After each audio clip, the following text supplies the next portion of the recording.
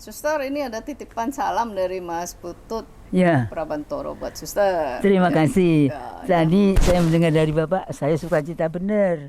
Karena Bapaknya itu diminta oleh mbak saya di Jogja, cari Mariati di Palembang. Saya dulu sendirian Iya. berangkat. Oh, Iya, sendiri. iya. Waktu itu usia berapa? Waktu Suster? itu usia 19 tahun. Baru selesai sekolah SMA ya. Saya di SGA Bokri Bethesda. Itu loh. Ini Bethesda ya Bu ya. Iya. Terus ini jalan. Tuh. Sini ada SGA SMA Bokri dari Kristen. Saya masuk situ. Iya. Dulunya saya SGB. Hmm. SGB lulus kelas 3, ada 3 kawan yang masuk ke SGA itu bertiga. Saya dari Sleman. Jadi sudah tamat. Belum tamat, baru Belum kelas tamat. 2. Lalu panggilan itu kapan mulai? Oh, panggilan mulai begini. Saya di Palembang, adik saya lebih dulu udah kerja. Karena ayah saya tertembak Belanda. Kami baru umur 10 tahun. Saya anak pertama. Adik-adik masih kecil-kecil semua. Terus saya ikut Pak D dari kakak ayah saya di Indramayu. Saya masuk SMP di SMP negeri di sana. Pak D pindah Kuningan, saya indekos dulu di Indramayu, meneruskan sampai naik kelas. Saya ikut pindah ke Kuningan kelas 2 SMP. Nah, terus akhirnya karena ada suatu masalah, saya dipindah ke Jogja.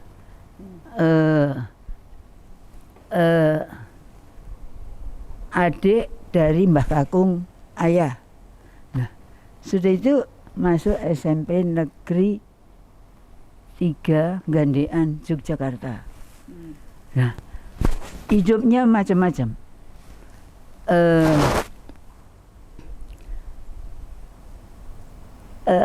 Panggilan Tuhan atau perjalanan hidup saya sungguh-sungguh merupakan perjalanan hidup yang dituntun oleh Tuhan. Saya waktu itu mengandalkan Tuhan. Terus panjang lebar ikut saudara dan akhirnya ikut Tuhan. Itu gimana ceritanya?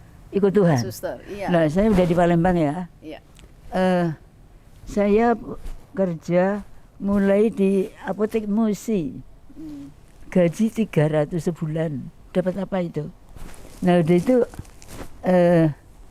akhirnya bisa pindah ke Dinas Kesehatan Rakyat Health Center di Jalan Merdeka Palembang. Nah, terus kok pengen pulang? Rindu sama Simbok dan adik-adik. Sesudah itu apa? Baru ngalamun itu di tempat indekosan itu, di mana di tembok yang punya rumah itu datang tanda salib. Kaget saya. Dari tanda salib itu saya mengalami perjalanan hidup saya itu sepertinya hidup dalam kitab suci yang manusiawi saya. Lalu ini panggilan Tuhan. Saya percaya mulai dari situ ternyata Tuhan Yesus selalu melindungi saya. Nah, itu saya ingat hari Rabu sore. Sesudah itu hari Minggunya pagi-pagi saya pergi ke katedral Palembang, Santa Maria, Keuskupan Palembang itu. Nah, saya hanya jalan kaki sampai di Hotel Swarna Dwipa, ada ke sana gereja Kristen ya. Tapi saya tanya orang, Pak, di mana gereja Katolik? Oh, di sana. Di sana, Mbak, gitu. Ini ada kolam ya di sini, supaya ke sana. Itu loh. Sudah itu masuk. Saya melihat ada salib. Saya terus berlutut dan saya nangis. Nangisnya sukacita, bersyukur bahwa gereja inilah yang saya cari. Meskipun saya belum mantap ya, hanya waktu pindah ke SGB tadi, pindah-pindah ya, pindah ke SGB tadi, perjalanan ya saya diam-diam mulai ikut pelajaran agama, tapi belum bisa mantap gitu, belum memberitahu orang tua, masih kehendak sendiri. Tapi dalam pelajaran itu Romo Prapto waktu itu, Romo Prapto PR. Nah, dia bicaranya dengan kitab suci itu memberikan saya, loh urip mungkin ini loh, nunjukkan ya. Nah, tapi ya kalau mau ke gereja, mau pakai sepeda, sadelnya dibawa lari adik saya. Karena kami bukan keluarga Katolik, kami masih Muslim yang kayak abangan gitu, pelajaran tapi kurang tindakan. Lalu apa terjadi? Itulah sudah ke Palembang. Minggu pertama ketemu Romo, terus akhirnya saya mendaftarkan diri mau pelajaran.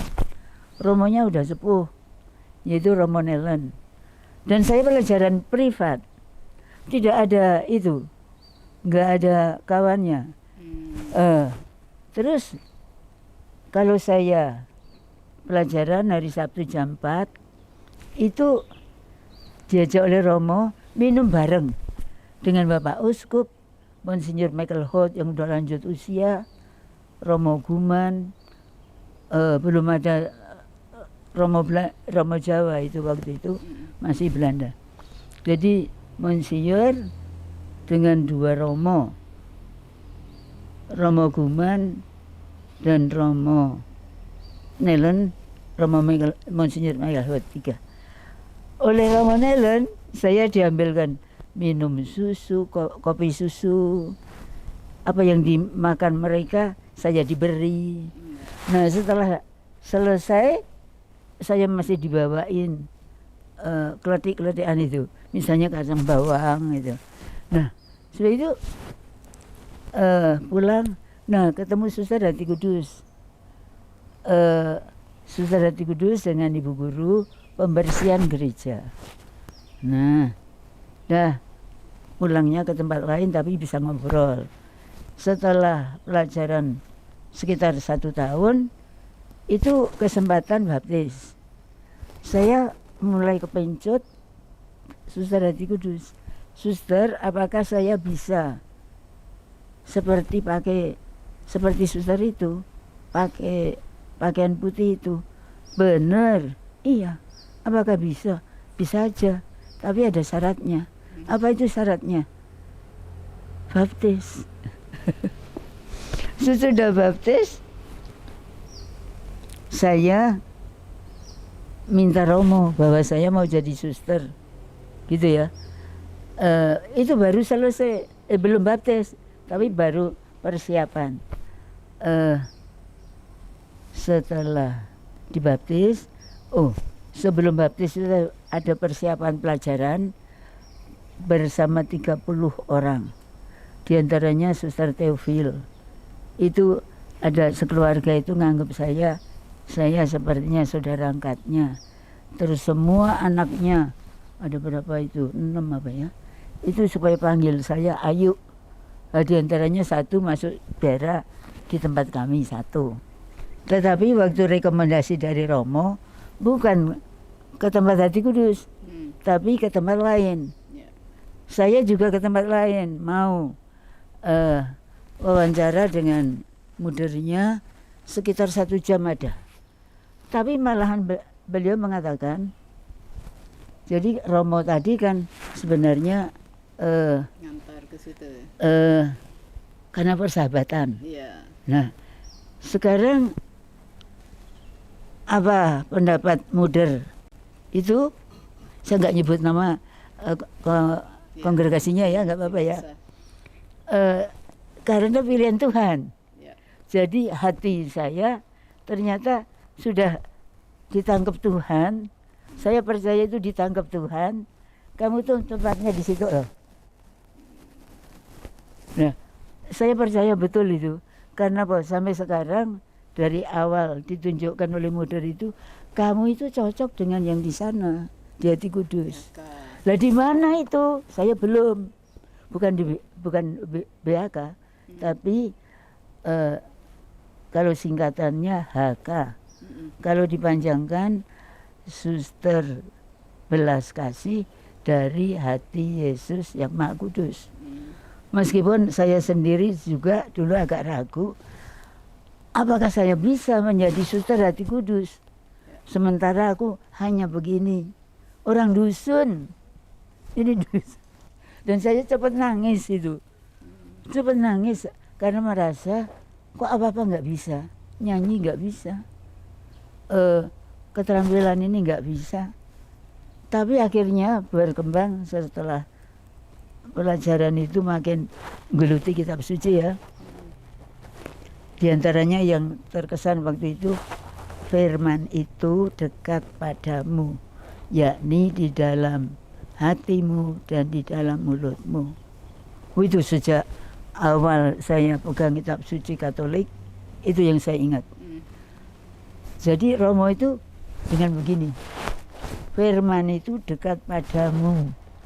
Dulu Mariati namanya, jadi baptisnya Maria, dan nama asli dari simbol bapak saya Mariati.